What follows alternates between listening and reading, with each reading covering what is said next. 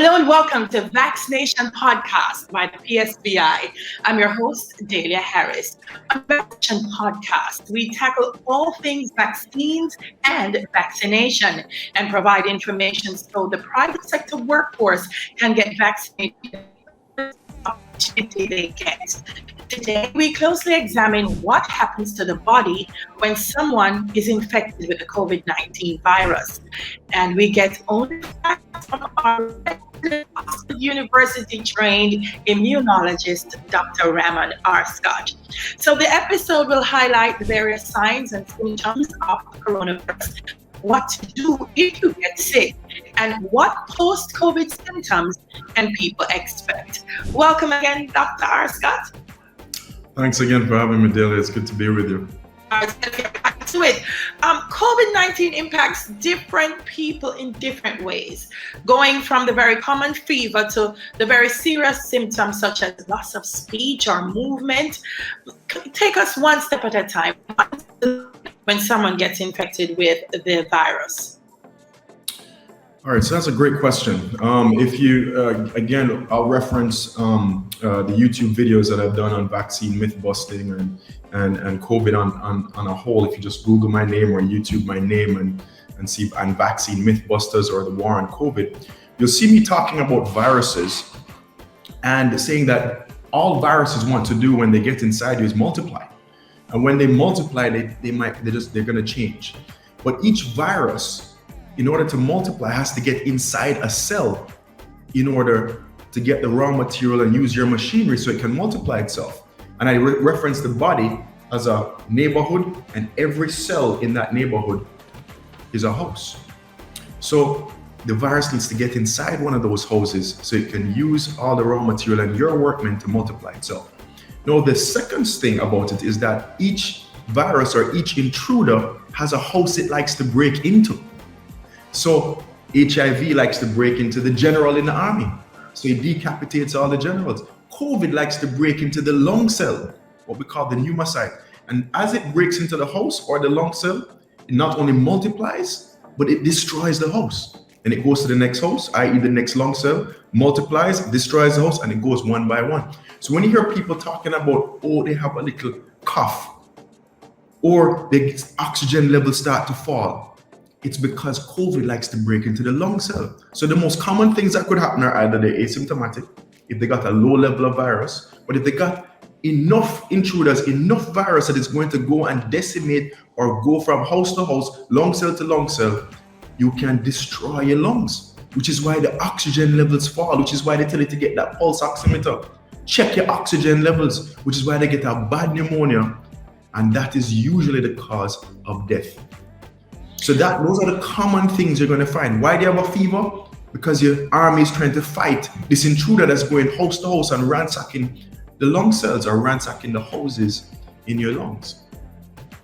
But they're looking and they realize that the acute infection is not the only concern.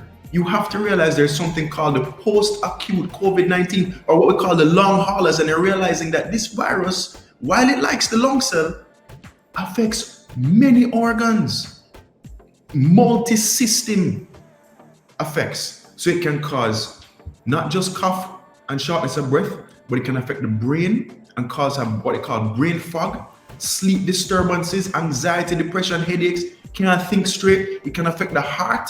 People are getting palpitations and chest pain. It can cause severe clotting. In fact, this clotting thing, COVID causes clotting.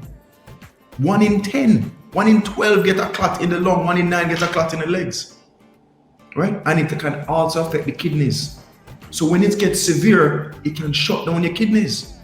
So those are the complete spectrum of symptoms, from muscle pain and aches and fatigue to affecting your brain, your heart, your lungs, your kidneys, and eventually can cause death.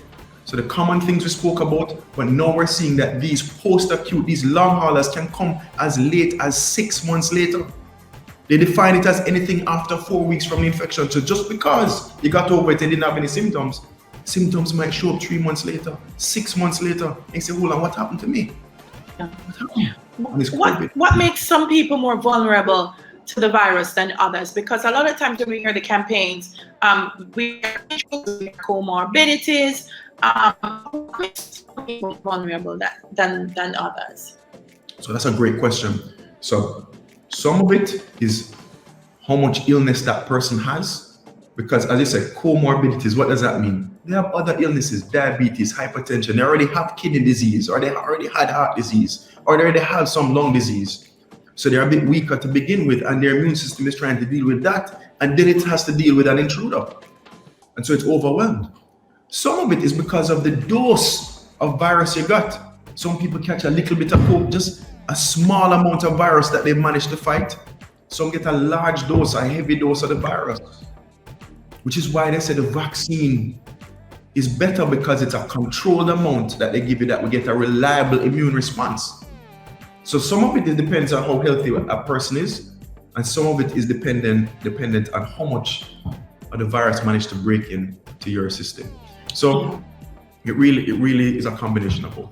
Of both. Explain to me some of the most common treatment approaches that healthcare providers have used. And I know over time, as we become more and more familiar with it, healthcare providers have been coming up with innovative ways and newer ways and more effective ways. What are some of the most common treatment approaches? Right. So because the most common symptoms or the most common presentation is often, I just feel a little fluish, you treat it just like any other flu at that point. You take some Tylenol or paracetamol, Panadol, right? You take just the regular that you would treat for the common cold and the flu. But because it's attacking the lung cells, they always encourage you to get that thing that's going to measure your oxygen levels, because if it kills enough your lung cells, oxygen levels can drop so quickly that you can die before you get to the hospital. So monitoring it is important. Once you get to the point where your oxygen levels are falling, you need to get to the hospital, because you need supplemental oxygen. You need to give you extra oxygen to get you through and then start to help you get over this virus. So they give you something like remdesivir that prevents it from multiplying any further. They attack the and say, look here, stop multiplying, allow your body time to recover. They give you supplemental oxygen if you get that far. And because by then it has now started to spring and affect many different organs, your immune system goes crazy and starts literally shooting everything. And so they give you some steroids to kind of quiet things down. And then they support you through, and hopefully you get on the other end of it.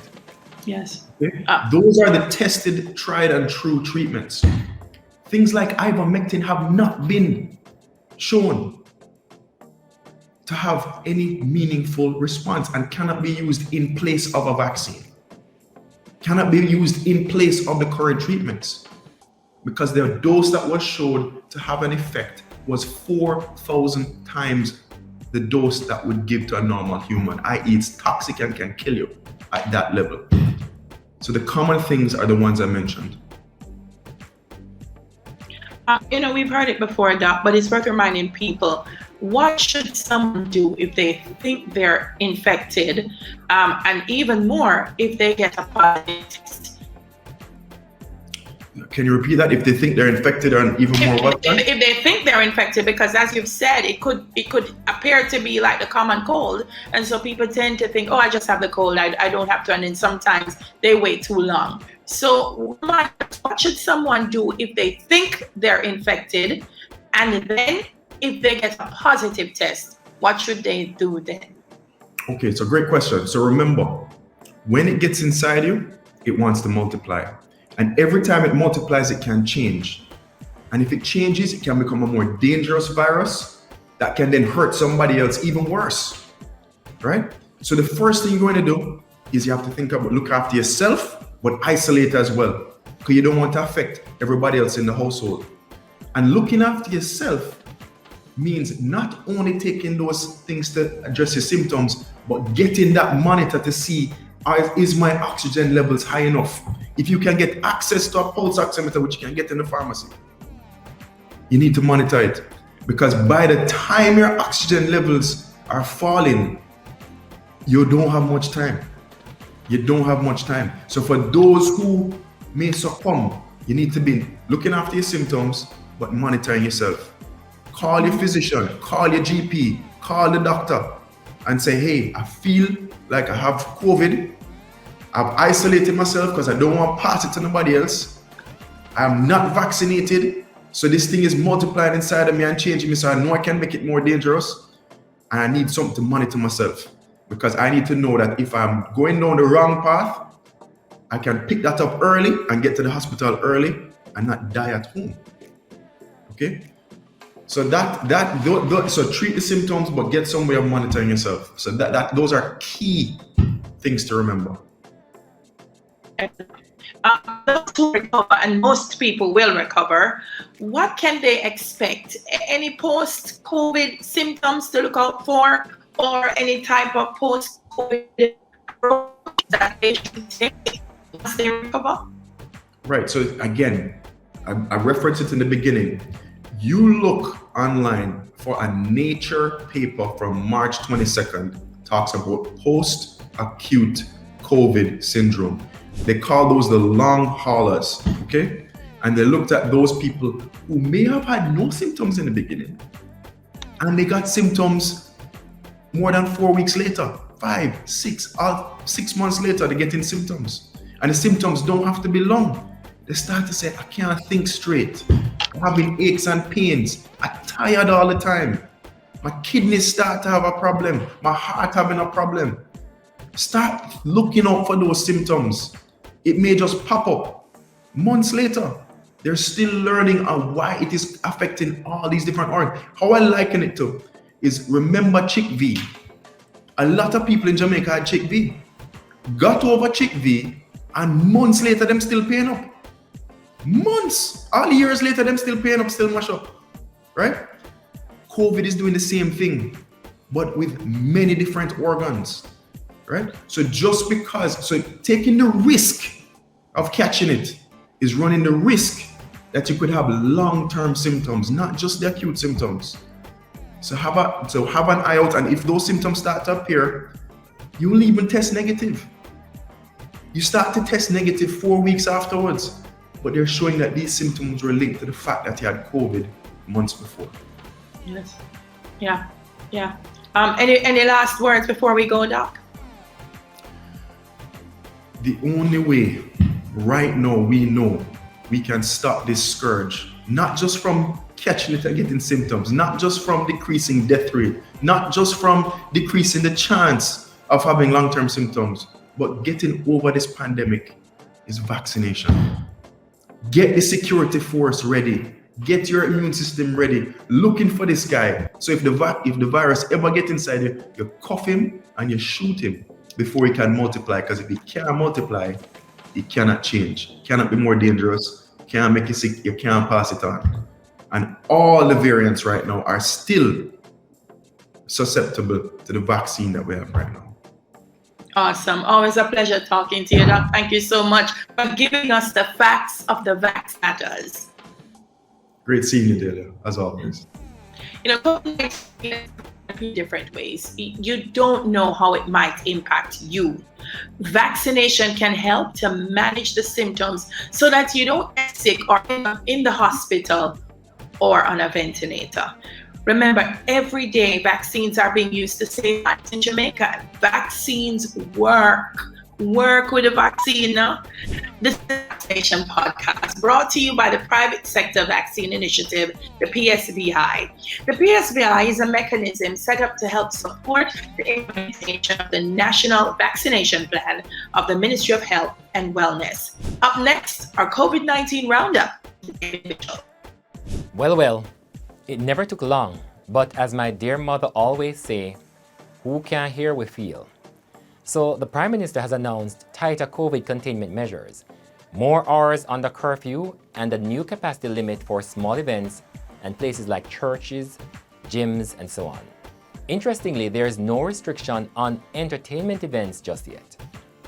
This for many means the dream continues, but for many others, it may be a nightmare in another 2 weeks. Understand that there is generally a 2-week lag time between contracting the virus and presenting with symptoms. The Prime Minister has warned that tighter measures are coming, which could impact travel, for example.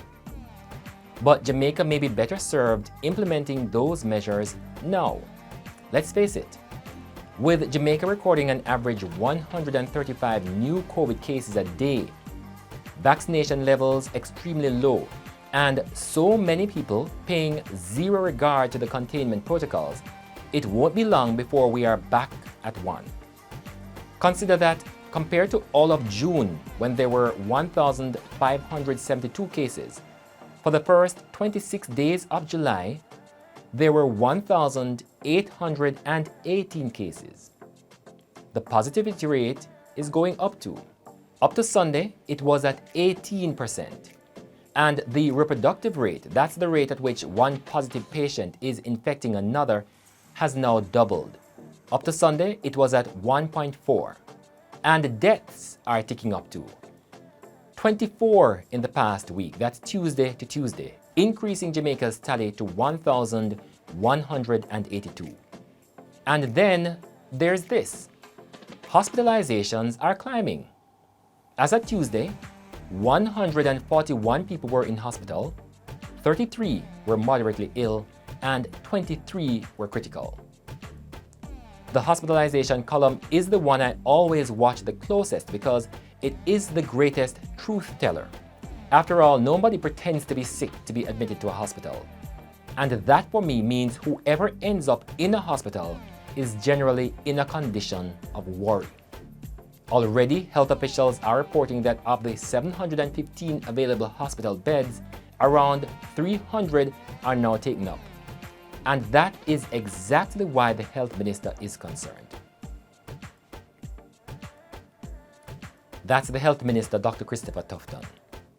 They say a word to the wise is sufficient. At this point, it cannot be overemphasized. Mask wearing, hand sanitizing, and physical distancing are critical. The little you do can save your life. And remember this, vaccination does not mean COVID protection. It means you are less likely to get ill if you contract the virus. That's it for this week. I'm Damian Mitchell. Thanks for caring.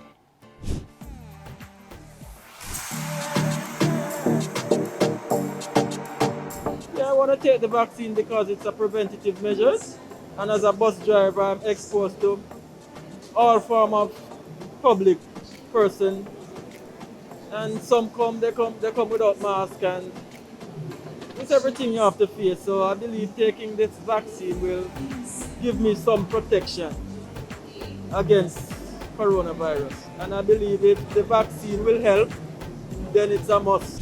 And this is where we leave you this week on Vaccination Podcast.